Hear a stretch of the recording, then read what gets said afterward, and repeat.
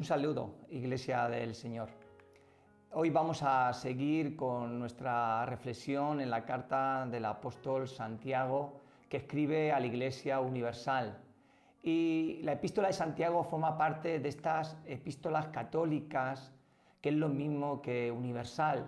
Y es que eran muchas las iglesias, eran muchas las diversas pequeñas congregaciones que estaban pasando por dificultades en aquel tiempo.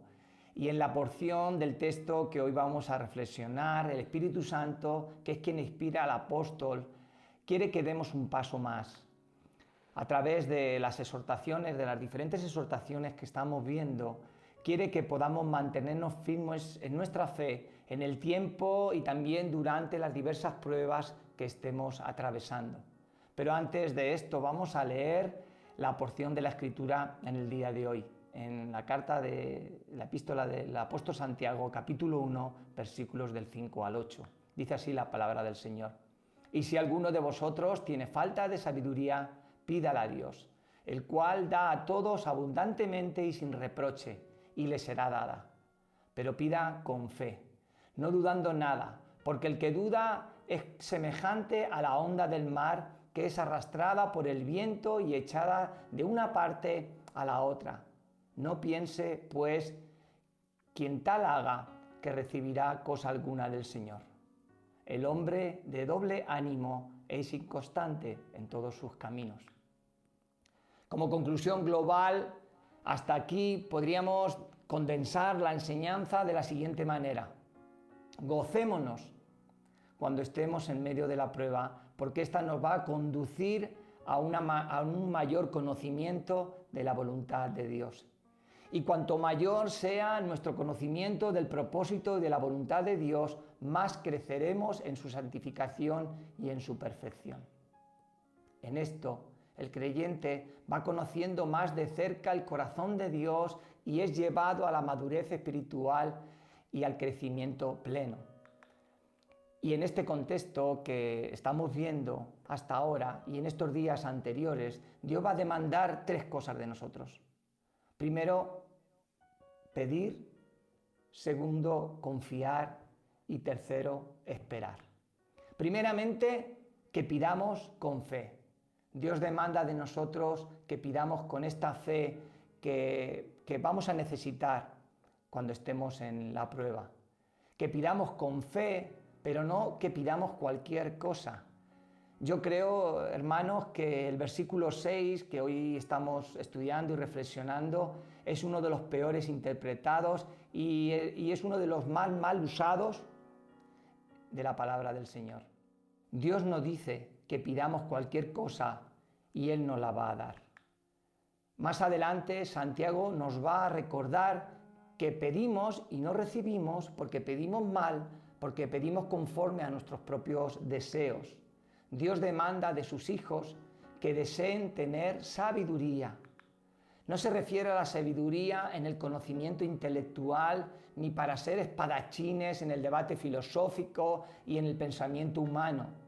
Se refiere a pedir sabiduría en la comprensión espiritual del propósito de las pruebas y diversas circunstancias que estemos atravesando. Así dice el Señor en el libro de Proverbios 2, versículo 3.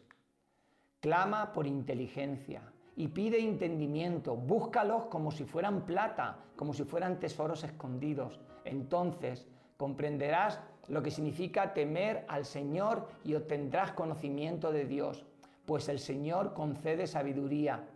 De su boca proviene el saber y el entendimiento. Dios concede sabiduría a sus hijos.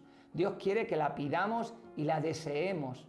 Esto nos va a llevar a la segunda demanda de hoy, que confiemos, que Dios nos va a conceder sabiduría, que Dios quiere que le conozcamos más, Dios quiere que tengamos una mayor relación con Él, Dios quiere llenarnos de su Espíritu con toda su plenitud, pero también quiere que confiemos en Él cuando estemos inmersos en las pruebas, que no dudemos, que no dudes. ¿Sabéis una cosa?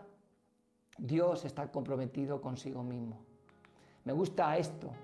Dios está atado a su propia palabra. Dios está sujeto a su propia promesa. Por esto en el libro de Hebreos se nos recuerda lo siguiente: mantengamos firme sin fluctuar la profesión de nuestra esperanza, porque fiel es el que ha prometido. Nos recuerda Santiago que el que duda de la promesa que Dios nos da. Y la compara a una ola del mar que va de aquí para allá arrastrada por el viento. Es comparado al que duda a fluctuar.